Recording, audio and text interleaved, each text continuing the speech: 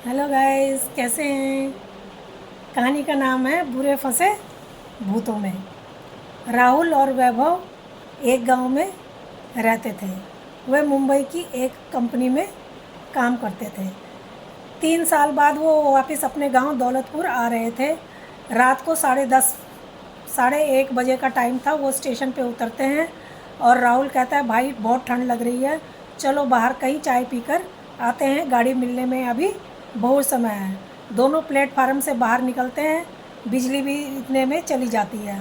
तभी आवाज़ आती है उनको, राहुल बहुत दिनों बाद आए हो, कैसे हो, क्या बात है, कहाँ से आ रहे हो।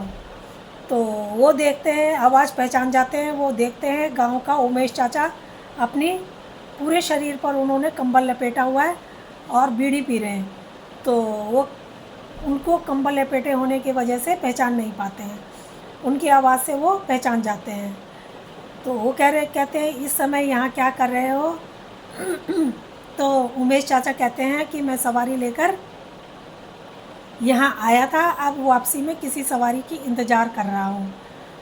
तो वो तांगे में कहते हैं, चलो अब तुम मुझे मिल गए हो, तांगे में बैठो, मैं तुम्हें ले चलता हूँ। राहुल कहता है, चाचा जल्दी चलो, बहुत सर्दी हो रही है। वो गाड़ी में उसके तांगे में चाचा के बैठ जाते हैं और बीड़ी मांगते हैं। तो वो कहते, जैसे ही वो बीड़ी देता है दो उनको, वो तुरंत ही बीड़ी भी जला देता है। तो राहुल कहता है, ऐसे ही मजाक करता है कि हमें जब नींद नहीं आती है रात को तो हम वीराने में कब्रिस्तान में निकल पड़ते हैं घूमने के लिए और वहाँ बैठकर बीड़ी पीते हैं। फिर इसके बाद वो दोनों बोलकर ये चुप हो जाते हैं। वो कोई भी बात नहीं कर रहे थे। रास्ते में दूसरी तरफ जो वो चाचा होता है, दूसरा रास्ता छोड़ के दूसरी तरफ उनको ले जाने लगता है। तो वो कहते हैं कि चाचा यहाँ कहाँ ले जा रहे हो, ये रास्ता नहीं है, आप गलत ले जा रहे हो। वो चाचा कहता है कि देखो तुम्हें ठंड लग रही थी ना, तो सामने देखो आग जल रही है। तो वो कहते हैं, आग तो जल रही है पर तुम ये कहाँ ले जा रहे हो हमें, यहाँ तो चिताएं जल रही हैं।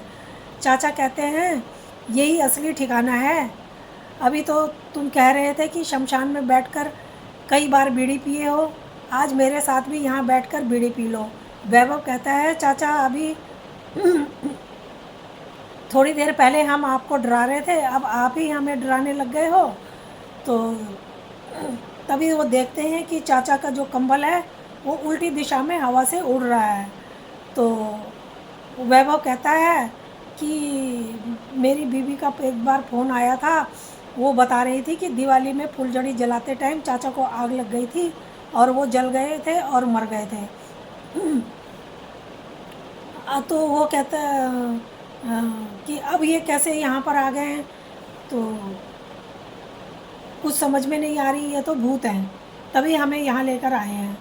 चलो चाचा कहते हैं, चलो कहाँ जाना है, अब यहाँ पर आग सेको और तुम्हें बहुत ठंड लग रही है, अब यहाँ से मैं अभी अभी थोड़ी देर में आता हूँ। तभी वहाँ पर क्या होता है कि उनके गांव की एक लड़की होती है जो वो भी मर गई होती है, वो वहाँ पर आ जाती है, जिसका नाम चमेली होता है। वो भी आ जाती है और कहती है, बच्चों तुम यहाँ, वो कहते हैं तुम यहाँ इतनी रात को क्या कर रही हो और कैसे आई हो इतनी दूर, अभी तो रात को 3 बजे हैं और तुम यहाँ पर क्या कर रही हो।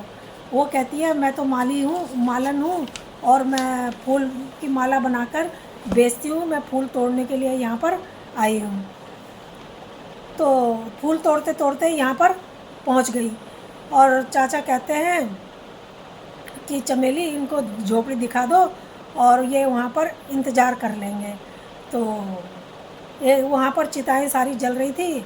तो वो तभी देखते हैं कि वहाँ से एक चिता से एक जो साया होता है वो उड़ता हुआ आता है और उनकी तरफ आते आते उड़ के आसमान में कहीं गुम हो जाता है। अब वो और भी डर जाते हैं और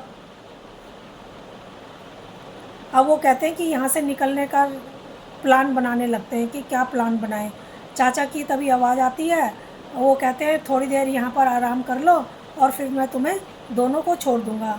चमेली के साथ झोपड़ी में वो चले जाते हैं और चमेली उनको एक झोपड़ी में ले जाती है और वहाँ पर कहती है कि मैं अभी फूल लेकर आती हूँ। वैभव कहता है राहुल सोना नहीं, नहीं तो ये लोग हमें मार देंगे।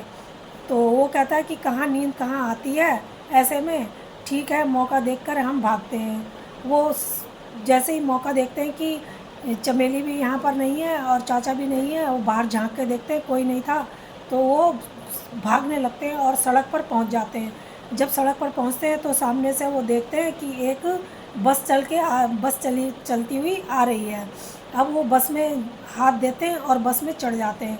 तभी वो देखते हैं कि जो गार्ड है, वो जो उनका स्कूल में गार्ड होता है वही उनका कंडक्टर बना हुआ होता है। अब वो फिर डर जाते हैं, वो क्योंकि वो सोचते हैं ये तो मर गया था, अब ये तो हम भूतों में गिर गए हैं, अब क्या करें, यहाँ से कैसे निकलें। तभी उन एक बस को झटका लगता है और वो थोड़ी देर के लिए उनको होश उनके जब गुम होते हैं झटके लगने से, तो देखते हैं कि वो चाचा की गाड़ी में, जब उनको होश आता है देखते हैं वो चाचा की गाड़ी में बैठे हुए हैं और बस कहीं वहाँ से गायब है। अब चाचा कहते हैं कि तुम यहाँ कैसे आ गए, मैं तुम्हें छोड़ देता, तुम क्यों वहाँ से भाग के आ गए। तो अब तुम थोड़ी सी इंतज़ार कर लेते तो मैं तुम्हें यहाँ छोड़ देता राहुल को। तभी राहुल देखता है कि सामने एक मंदिर है, तो अब उनके थोड़े से जान में जान आती है मंदिर देख के। वो सोचते हैं हम मंदिर में चले जाएंगे तो हम बच जाएंगे, नहीं तो हम तो बुरे फंस चुके हैं। अब वो मंदिर में जाने के लिए करते हैं, तभी वो देखते हैं कि अब तो कोई फ़ायदा नहीं हो रहा है, कैसे जाएं। पर चाचा आपकी दुनिया, वो कहते हैं चाचा आपकी दुनिया अलग है हमारी अलग है, हमें छोड़ दो, तुम्हारा जो चाचा कहते हैं कि नहीं, खून पीने के बाद ही हमें मुक्ति मिलेगी, अब मैं तुम्हारा खून पिए बिना हम तुम्हें नहीं छोड़ सकते। तो वो धीरे, अब वो क्या होता है कि एक जो राहुल होता है वो मंदिर में चला जाता है। जब मंदिर में चला जाता है किसी तरीके से पहुंच जाता है वहाँ से कूद के, तो चाचा उसके पीछे पीछे भागते हैं। अब चाचा उसके पीछे भागते हैं तो वो देखता है कि चाचा कहते हैं कि तुम बाहर निकलो बाहर निकलो। अब वो बाहर क्यों निकले, वो कहता है कि नहीं तुम्हारी दुनिया अलग है, तुम जाओ हमें छोड़ दो। तो तभी देखता है कि सूर्य उदय होने का टाइम हो गया है। अब सूर्य उदय होने का टाइम होता है तो वो भी भूतों के भागने का टाइम भी हो जाता है। तो अब जैसे ही सूर्य की किरण मंदिर के गुम्बद पर पड़ती है, चारों तरफ रोशनी हो जाती है, रोशनी चाचा पर पड़ती है, वह चिल्लाने लगते हैं और वैभव को छोड़ देते हैं और धुआं बनकर कहीं उड़ जाते हैं। और अपनी जान वो रात को अब वो सोचते हैं हम रात को कभी नहीं बाहर निकलेंगे, कहीं नहीं जाया करेंगे। अब हम इतने डर जाते हैं वो कि बहुत ही ज़्यादा डर जाते हैं। और अब वो भाग जब अपने घर जाते हैं सुबह और अपने परिवार से मिलते हैं और भगवान की दुआ मांगते हैं, कृपा से कहते हैं भगवान की कृपा से हम बच गए। भगवान से मंदिर में जाके फिर आशीर्वाद लेते हैं और कहते हैं कि भगवान आपका बहुत बहुत धन्यवाद, इसी तरह से प्रभु हमारी रक्षा करते रहना और हमारा साथ देना। और अपने घर वो जब जाते हैं तो खूब खुश होते हैं अपने बच्चों से मिलके। और चाचा की आत्मा आज भी रेलवे स्टेशन पर भटक रही है। तो दोस्तों आपको ये कहानी कैसी लगी, अगर अच्छी लगी हो तो प्लीज़ लाइक और सब्सक्राइब ज़रूर करना। धन्यवाद।